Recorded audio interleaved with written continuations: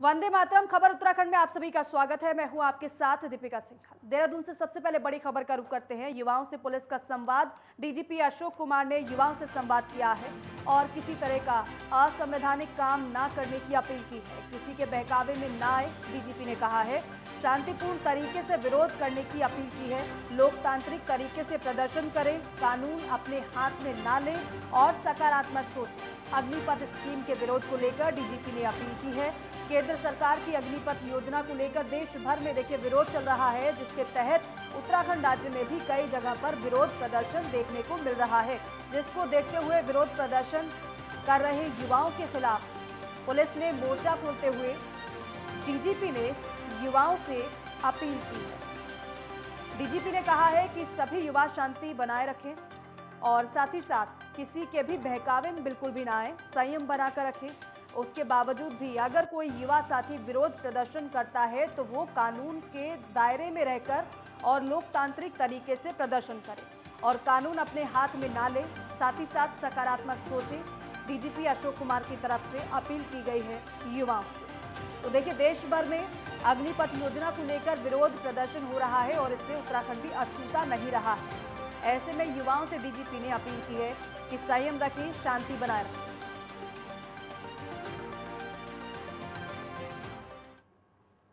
हमारे कुछ युवा साथी देश की अग्निपथ योजना को लेकर के आंदोलनरत हैं। कुछ गलतफहमी का शिकार हैं, कुछ को भड़काया जा रहा है। मैं सभी साथियों से अपील करता हूं कि कृपया करके शांति बनाए रखें, कोई भी कदम सोच समझकर उठाएं, धैर्य बनाए रखें और संयम से काम लें, सकारात्मक सोचें। इसको इस दृष्टि से भी देखा जा सकता है कि आपको आर्मी के साथ साथ दूसरी तरह की नौकरी के अवसर भी प्राप्त होंगे। जैसे माननीय मुख्यमंत्री जी उत्तराखंड ने भी घोषणा की है कि अग्निवीरों को बाद में पुलिस में, आपदा में या चार धाम यात्रा आदि में अवसर दिए जाएंगे। तो इसके संबंध में भी हम इसको पॉजिटिवली भी इसको सोच सकते हैं। तो देखिए, देश भर में एक तरफ तो प्रदर्शन हो रहा है, वहीं दूसरी तरफ प्रशासन युवाओं को समझाने की कोशिश कर रहा है। डीजीपी अशोक कुमार को आपने सुना, युवाओं से साफ तौर पर अपील करते हुए नजर आए हैं कि संयम बरतें और शांति व्यवस्था बनाए रखें। उपेंद्र सिंह राणा मेरे सहयोगी हमारे साथ सीधे जुड़ रहे हैं, उनका रुख करेंगे। उपेंद्र, क्योंकि देश भर में तो देखिए प्रदर्शन हो रहा है, उत्तराखंड भी इससे अछूता नहीं रहा है, लेकिन दूसरी तरफ प्रशासन यही कोशिश कर रहा है कि युवा शांत रहें, संयम बना के रखें और किसी भी तरीके की, जिस तरीके से हम देख रहे हैं प्रदर्शन हो रहा है और उपद्रव किया जा रहा है, उसमें शामिल ना हो। ऐसे में उत्तराखंड में फिलहाल कैसा माहौल देख पा रहे हैं, कैसा माहौल देखने को मिल रहा है?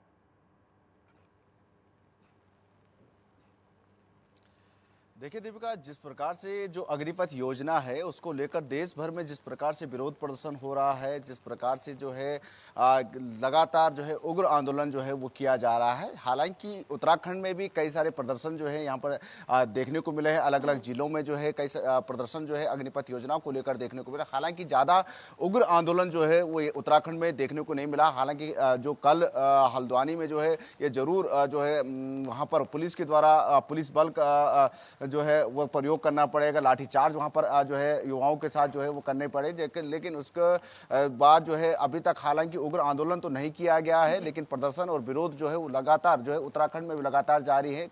एक तरफ जो भर्ती की तैयारी कर, जो प्रतियोगिता परीक्षा की जो तैयारी कर रहे युवा है वो लगातार इसका विरोध कर रहे हैं। साथ ही इसमें राजनीतिकरण भी जो है वो देखने को मिल रहा है। तो ऐसे में कांग्रेस की ओर से भी लगातार जो है इस पर प्रदर्शन किया जा रहा है। आज भी कांग्रेस की ओर से जो है पुतला दहन किया गया। तो लेकिन फिलहाल अभी उग्र आंदोलन जो है उत्तराखंड में नहीं देखने को मिला, लेकिन उससे पहले ही कहीं ना कहीं पुलिस ने जो है पूरी तरीके से मोर्चा जो है वो खोल दिया है। डीजीपी अशोक कुमार ने कल जिस प्रकार से पुलिस मुख्यालय में भी पुलिस अधिकारियों के साथ बैठक की, उन्होंने साफ तौर पर कहा कि युवाओं को समझाने की कोशिश की जाए। जो कोचिंग सेंटर में जो युवा प्रतियोगिता परीक्षाओं की जो तैयारी कर रहे हैं उनको समझाने की कोशिश की जाए, उनको जागरूक करने की कोशिश की कि वो सोशल मीडिया में जो भड़काऊ तरीके से जो है अग्निपथ योजना को जो परोसा जा रहा है उस पर जो है ध्यान न दें, वो अपनी प्रतियोगिता परीक्षा पर जो है वो ध्यान दिया जाए। इसको लेकर साफ निर्देश जो है जिलों के जिला के कप्तान हैं उनको भी निर्देश दिए गए हैं और उनको साफ तौर पर यह भी कहा गया है कि जो जिला मजिस्ट्रेट हैं उनसे भी आपसी समन्वय जो है वो बनाया जाए ताकि युवाओं से जो है वार्ता किया जाए। साथ ही उन्होंने युवाओं से भी अपील की है कि शांति व्यवस्था जो है पूरी तरीके से बनाए रखें, किसी भी प्रकार की जो है उपद्रव जो है वो प्रदेश में ना करें। हालांकि ये जरूर उन्होंने कहा है कि अगर आपको कोई भी धरना प्रदर्शन करना है तो लोकतांत्रिक तरीके से जो है उसका विरोध प्रदर्शन जो है आप कर सकते हैं, लेकिन कहीं पर भी कोई अगर उग्र आंदोलन करता हुआ कोई युवा अगर पाया जाता है तो उस पर कड़ी कार्रवाई के भी साफ निर्देश जो है डीजीपी की ओर से जो है वो दिए गए। हालांकि अभी फिलहाल किसी भी प्रकार का कोई उग्र आंदोलन उत्तराखंड में देखने को नहीं मिला है, लेकिन उससे पहले पुलिस पूरी तरीके से जो है वो अलर्ट मोड पर दिखाई दे रही है। चाहे बस अड्डे हो, रेलवे स्टेशन हो, तमाम जगहों पर जो है पुलिस पूरी तरीके से अलर्ट है। तमाम जो जिलों के जो कप्तान हैं वो लगातार युवाओं से वार्ता कर रहे हैं। आज भी देहरादून शहर में जो है कई जगहों पर थाने के जो थाना अध्यक्ष हैं उनके द्वारा अपने अपने क्षेत्र में युवाओं से जो है वो वार्ता की जा रही है। कल देर रात जो है डीआईजी जनमंजय खंडूरी द्वारा भी देहरादून शहर में युवाओं से वार्ता की गई कि किसी भी भ्रामक खबरों पर जो है वो ध्यान न दें। तो हालांकि इसको लेकर जो है उत्तराखंड में पुलिस ने मोर्चा खोल दिया है, लेकिन ये जरूर है कि अग्निपथ योजना को लेकर जो है देश भर ही नहीं उत्तराखंड में भी जो है इसका विरोध जो है वो लगातार उसका क्या असर देखने को मिल रहा है? युवा समझने की कोशिश कर रहे हैं या फिर किसी अन्य की मदद ली जा रही हो?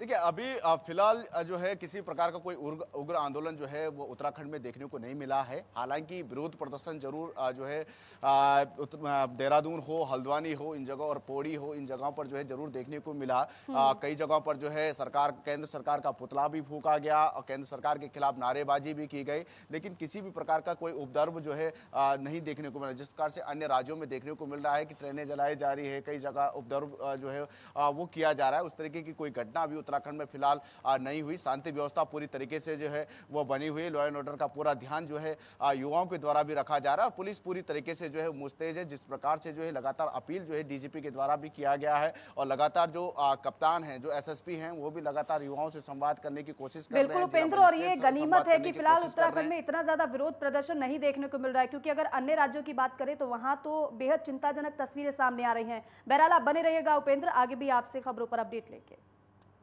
आगे बढ़ेंगे। उत्तराखंड में बदला मौसम का मिजाज, लगातार हो रही बारिश से तापमान में गिरावट दर्ज की गई है। मौसम विभाग ने अलर्ट भी जारी किया। आपको बता दें कि 20 से 21 जून को भारी बारिश की चेतावनी है। रुक रुक कर बारिश पहाड़ में हो रही है, तो ये बेहद अहम जानकारी आपको दे रहे हैं। हालांकि मौसम विभाग की तरफ से पहले ही ये चेतावनी जारी की गई थी कि 15 तारीख के बाद मॉनसून दस्तक देगा और हल्की फुल्की बारिश होगी और हल्की से मध्यम बारिश होगी। रुक रुक कर फिलहाल पहाड़ में बारिश हो रही है। मौसम थोड़ा ठीक जरूर हुआ है क्योंकि गर्मी से लोगों को ज़्यादा परेशानी हो रही थी। हालांकि पहाड़ों की बात करें तो इतनी ज़्यादा गर्मी से लोगों को परेशानी पहाड़ों में नहीं हो रही थी, बल्कि मैदानी क्षेत्रों में ज़्यादा परेशानी हो रही थी। लेकिन फिलहाल मौसम की तस्वीर आप देख रहे हैं, आपको हम दिखा रहे हैं कि इस समय उत्तराखंड में मौसम कैसा है और बारिश के बाद किस तरीके से तस्वीर देखने को मिल रही है वो भी आप देख रहे हैं। तो मौसम का मिजाज बदल चुका है और लगातार बारिश की वजह से तापमान में गिरावट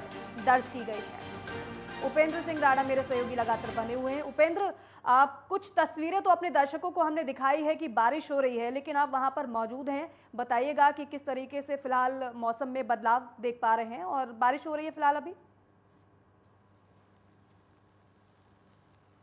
बिल्कुल दीपिका, क्योंकि अभी उत्तराखंड की अगर बात की जाए तो अभी उत्तराखंड में जो है रुक रुक कर बारिश जो है वो लगातार जारी है। देर शाम से ही उत्तराखंड के जो पहाड़ी जिले हैं वहां पर जो है रुक रुक कर बारिश देखने को मिल रही है। और फिलहाल अभी जिस प्रकार से हम देहरादून में मौजूद हैं तो यहाँ पर भी आप देखेंगे कि यहाँ पर भी जो है रुक रुक कर जो सुबह से ही बारिश जो है वो देखने को मिल रहा है। और जिस प्रकार से मौसम विभाग ने पहले ही पूर्वानुमान जारी किए थे कि 15 जून के बाद जो है मौसम का मिजाज बदलता हुआ दिखेगा और उत्तराखंड के कई जिलों में जो है हल्की से मध्यम बारिश जो है वो देखने देखने को मिलेगा, जिससे तापमान में काफी गिरावट जो है वो देखने को मिल सकती है। और अभी जो है जिस प्रकार से पूर्वानुमान फिर से जो है एक मौसम विभाग ने जारी किया है कि उत्तराखंड में आने वाले 4 दिनों में काफी बारिश जो है वो देखने को मिल सकता है, तापमान में गिरावट जो है वो देखने को मिल सकता है। खास तौर पर उन्होंने ये अपील की है कि जो चार धाम वाले जो रूट है वहां पर भूस्खलन की स्थिति जो है वो बन सकती है। जिस प्रकार की जो है उत्तराखंड में देखा जाता है कि भौगोलिक स्थिति कुछ अलग है, और ऐसे में जब भी यहाँ पर तेज बारिश होती है तो भूस्खलन का खतरा जो है वो ज्यादा बना हुआ रहता है। और ऐसे में जिस प्रकार से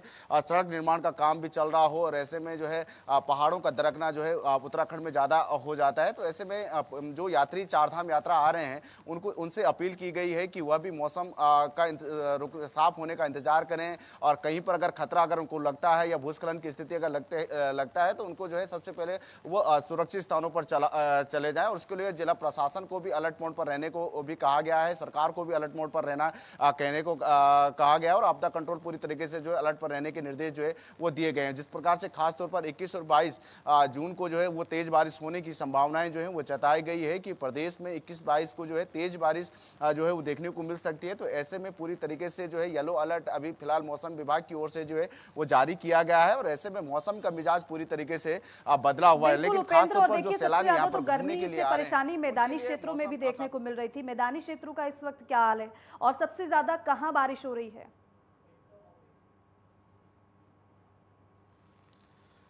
देखिए, अगर मैदानी क्षेत्रों की बात की जाए तो जिस तरीके से अभी हम देहरादून में मौजूद हैं, तो आप देख सकते हैं तस्वीरों में किस तरीके से जो है यहाँ पर भी जो है सुबह से रुक रुक कर बारिश जो है वो हो रही है। लेकिन जो उत्तराखंड के जो पहाड़ी जिले हैं, चाहे उत्तरकाशी की बात की जाए, चमोली, रुद्रप्रयाग की बात की जाए, और कुमाऊं मंडल के पिथौरागढ़, बागेश्वर, इन जगहों की बात की जाए, तो वहां पर भी लगातार जो है वो बारिश देर शाम से हो रही है। तो कहीं ना कहीं मौसम में जो तापमान में काफी गिरावट जो है वो देखने को मिल रहा है, क्योंकि जब जून का शुरुआत महीना था और 14 जून तक लगभग जो है जो तापमान था वो 40 डिग्री से ऊपर चला गया था, जिससे जो है तापमान जो है काफी बढ़ गया था। लेकिन अभी अगर तापमान की बात की जाए तो 32 से 34 डिग्री सेल्सियस के करीब जो है यहाँ पर तापमान चल रहा है, यानी कि तापमान में काफी गिरावट जो है वो देखने को मिल रही है। और खासतौर पर जो सैलानी यहाँ पर घूमने के लिए आ रहे हैं, ठीक है उपेंद्र, फिलहाल आप बता रहे हैं कि बारिश हो रही है और तस्वीर भी आप दिखा रहे हैं, और साथ ही साथ मौसम विभाग ने यह भी पूर्वानुमान जताया है कि 20 से 21 तारीख को तेज बारिश हो सकती है, इसकी भी संभावना है। बहरहाल आपको बहुत शुक्रिया अपडेट के लिए, जानकारी के लिए।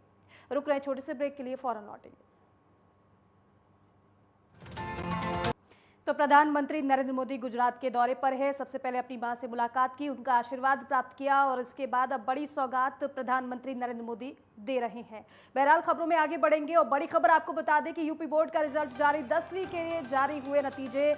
कानपुर के प्रिंस पटेल ने टॉप किया है। दूसरे स्थान पर मुरादाबाद की संस्कृति, 10वीं में लड़कियों ने फिर से बाजी मारी है। 91.69% लड़कियों को सफलता मिली है, और साथ ही साथ 85.25% लड़के पास हुए हैं। तो 10वीं का रिजल्ट जारी हो चुका है।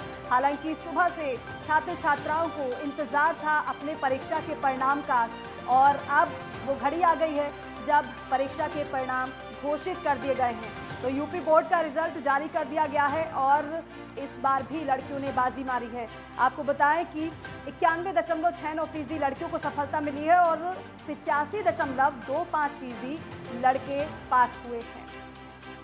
दूसरे स्थान पर मुरादाबाद की संस्कृति रही हैं, और प्रथम स्थान पाया है कानपुर के प्रिंस पटेल ने। तो पहले स्थान पर यानी कि टॉप किया है प्रिंस पटेल ने, दूसरे स्थान पर मुरादाबाद की संस्कृति रही हैं, और साथ ही साथ लड़के और लड़कियों का परसेंटेज क्या रहा है वो भी आपको बता दें कि 91.69% लड़कियों को सफलता मिली है 10वीं बोर्ड में, 10वीं की परीक्षा में, और साथ ही साथ 85.25% लड़के पास हुए। तो आज परीक्षा का परिणाम आना था 10वीं बोर्ड के।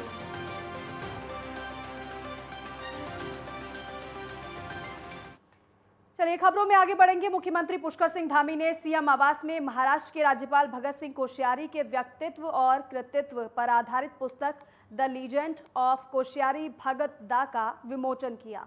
इस दौरान उन्होंने पुस्तक के लेखक और प्रकाशकों को भगत सिंह कोश्यारी के जन्मदिन के मौके पर पुस्तक का लोकार्पण कार्यक्रम आयोजित करने के लिए आभार भी व्यक्त किया। मुख्यमंत्री ने भगत सिंह कोश्यारी को जन्मदिवस की शुभकामनाएं देते हुए कहा है कि उनके व्यक्तित्व का हर पहलू प्रेरणादायी है। वो सहजता की प्रतिमूर्ति हैं, वो व्यक्ति के साथ मिशन है। उन्होंने कहा कि राज्यपाल भगत सिंह कोश्यारी वास्तव में भारतीय राजनीति के पुरोधा, जननेता, कुशल प्रशासक और विचारक हैं। इसके साथ ही सीएम ने यह भी कहा कि वो राष्ट्रीय स्वाभिमान और गौरव के प्रतीक भी हैं।